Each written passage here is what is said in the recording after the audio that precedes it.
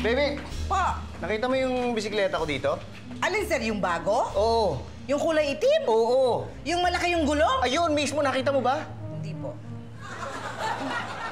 Kung nasaan na kaya yun? Uy, Robert, nakita mo ba yung bisikleta ni Pitoy? Hindi, ma'am. Ay, nako, teka.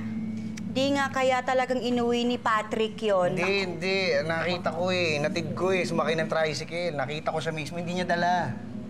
Sir, kung di nakita ni na Maria at hindi naman inuwi ni Patrick yung bike, eh baka ninakaw ho. Anong ninakaw? Anong nakaw yan? Kaninong bike na nakaw? Bike ko? Ha? Bike Sino ka? na. Ayun, ayun yung bike ko. Ano ba? Akala ko nanakaw ka na. Buti na lang dito ka pa. Eh, yung akin, yung bike ko, yung nakaw. Yung bike mo nanakaw? Oo eh. Bakit? Bakit? Bakit? Anong bakit? Bakit ninakaw? Eh, siyempre mamahalin yung bike ni Sir eh. Hindi. Bakit ito hindi ninakaw? Nakaka-insulting magnanakaw na yun.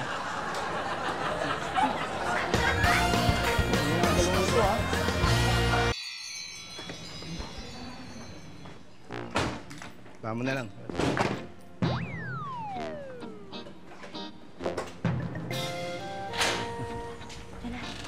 Yan.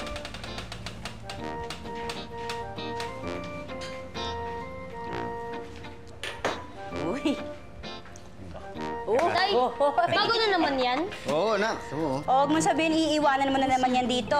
Okay lang yun. Baka naman nagipit lang yung kumuha, kaya niya pinag-interesan. Pero hindi na siguro ulit yun. Oh, Kuya Patrick, ba't hindi ka pa bumili ng bagong mong bike? Ewan ko nga ba dyan, inaalo ko nga ng bago. Sabi ko ako bibili. Eh, ayaw naman eh. Hindi na. Baka sabihin mo na umaabuso ko. Mahal ko yung bisikletang yan. O yan, binili ko pa nga ng lock eh. Yan! Kailangan pag-ingatan.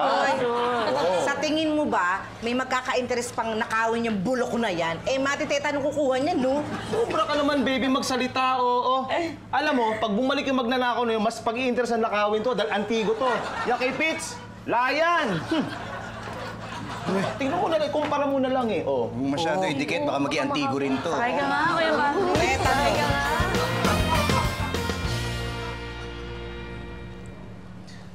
Hinakaw na naman.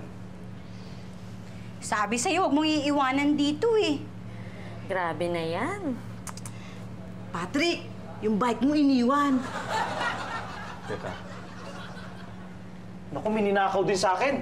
Ha? Yung lock! Tapos ito iniwan. Gusto na magnanakaw yun, nakaka-insulto ah.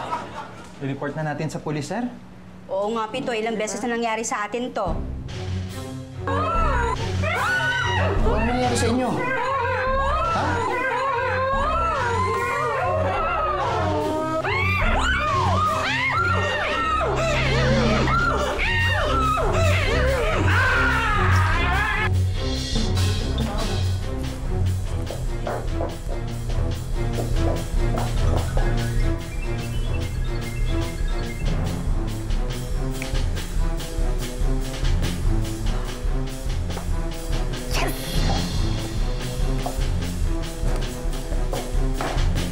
Richie, emergency. We have to go.